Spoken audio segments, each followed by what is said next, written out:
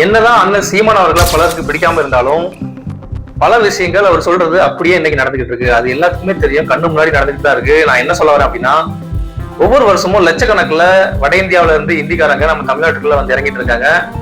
அப்படியே வராங்க, வேலை செய்யறாங்க, அப்படியே இடத்த வாங்கி செட்டில் ஆறாங்க. இன்னும் சொல்ல போனா நம்ம அவங்களுக்கு ஓட்டு உரிமையும் கொடுத்தாச்சு. இன்னும் சில இடங்கள்ல அந்த மக்கள் பெரும்பான்மையா சேர்ந்து அந்த இடங்கள்ல நம்ம தமிழ் மக்கள் ஒரு சென்று இடம் கூட வாங்க முடியாது, அந்த அளவுக்கு அவங்க வந்துட்டு அதிகாரத்துல உட்காந்துக்கிட்டு இருக்காங்க. இன்னும் பல இடங்கள்ல நம்ம மீடியாக்கள்ல பாத்துக்கிட்டு தான் இருக்கோம் இல்லையா? தமிழ் மக்களை அடிச்சு நொறுக்கி அடக்குமுறையில ஈடுபட ஆரம்பிச்சுட்டாங்க. போற பக்கம் பார்த்தா இன்னும் ஒரு 10 வருஷத்துல நம்ம தமிழ்நாட்டுல பாதிக்கு பாதி இந்திக்காரங்க தான் இருப்பாங்க. ஹிந்தி குரூப்ஸ் அப்படின்னு ஒரு கேட்டகரி ஃபுல்லாவே பெருகிட்டு வந்துட்டு இருக்காங்க. இப்படியே போய்கிட்டு இருந்தா நம்ம தமிழ் மொழிக்காக இனிமே போராட்டம்லாம் பண்ண முடியாது.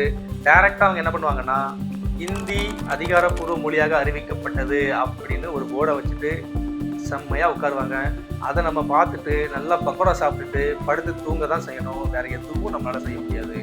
இது கண்டிப்பா எல்லாத்துக்குமே தெரியும், நடந்துகிட்டு இருக்க ஒரு உண்மையான விஷயம். நம்ம சீமான் அவர்கள் போராடிக்கிட்டு இருக்கிற ஒரு மிகப்பெரிய விஷயம். கண்டிப்பா இன்னும் கொஞ்சம் நல்லா நடக்க தான் போகுது. நன்றி. தமிழுக்கு சப்போர்ட் பண்ற இந்த சேனலை சப்ஸ்கிரைப் பண்ணுங்கப்பா.